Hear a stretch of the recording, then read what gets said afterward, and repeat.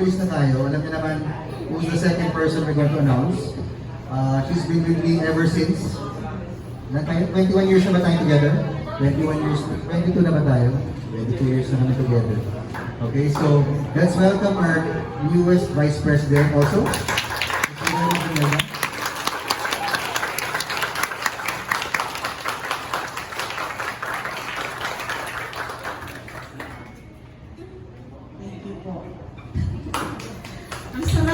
Ang sarap sa pakiramdam na naiiyak na ako.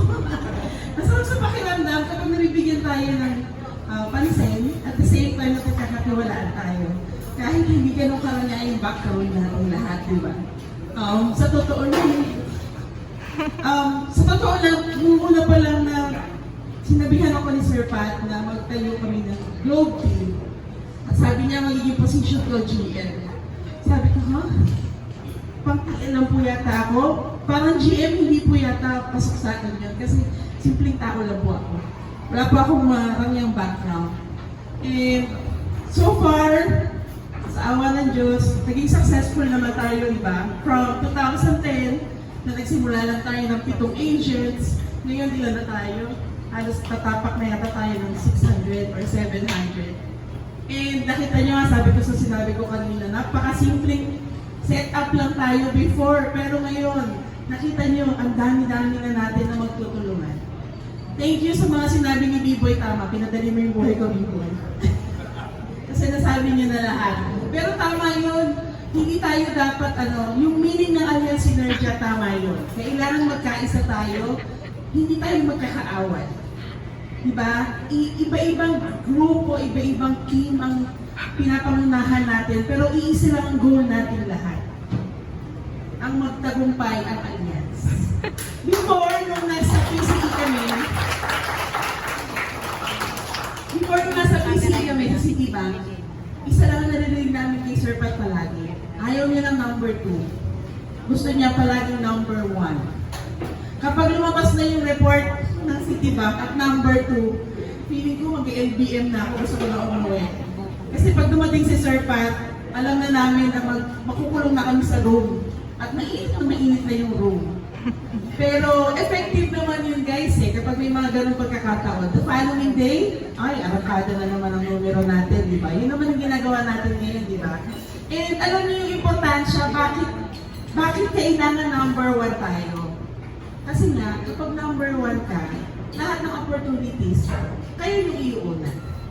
Diba? Sa Globe before, manual lang kami. Yung station na namin parang nature lang. Nilagyan ko pa ng skyrock para lang hindi ma-echo o maingay. Diba? Paano pa ano? Kasi yung maliit na lang ng Catalina, 20 stations lang yon, pero 50 ang agents namin nun. Pero nag-i-stay sila. Ang sipag nila. Dumating yung time na nag-upgrade kami, nagpunta ng Cosca, nag-try kami na mag-rent ng computer room ng isang school. Doon kami nagsimula mag-automate. 12 stations. 10 to 12 stations. Nung nakita namin na okay siya, naging 32, naging 64, 2014, naging nadoble tayo, napunta tayo sa Seneca Plaza, 305 lang, nag-aati na rin yung 304. Maya-maya may inbound na tayo, may ibang project na. Yun yung pinupush kasi sa atin ni Sir Pat, ang laging maging number 1. So dapat tayo, iisa lang dapat yung nasa isip natin ngayon guys. Kahit na anong mangyari, dapat tayo palagi ang number 1. Bakit? Kasi mas maraming magbe-benefit. Of course tayo, sa incentives. At the same time, marami tayong matutulungan na magkaroon pa ng mas maayos na trabaho. Okay? So yun lang, sa 2023 guys, sabi nga ni B-Boy, kailangan namin kayo. Magtutulungan tayo. Okay? Hindi tayo magkakaaway, magtutulungan tayo na marating natin kung yung goal natin. And nakakatuwa lang guys kasi yung mga ginagawa natin, nakakapagpasaya sa atin yun. More happiness ang i-spread namin sa inyo din na Sir Pat. Promise yun.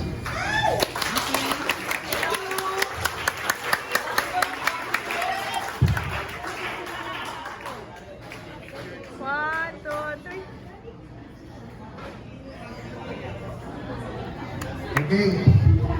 So,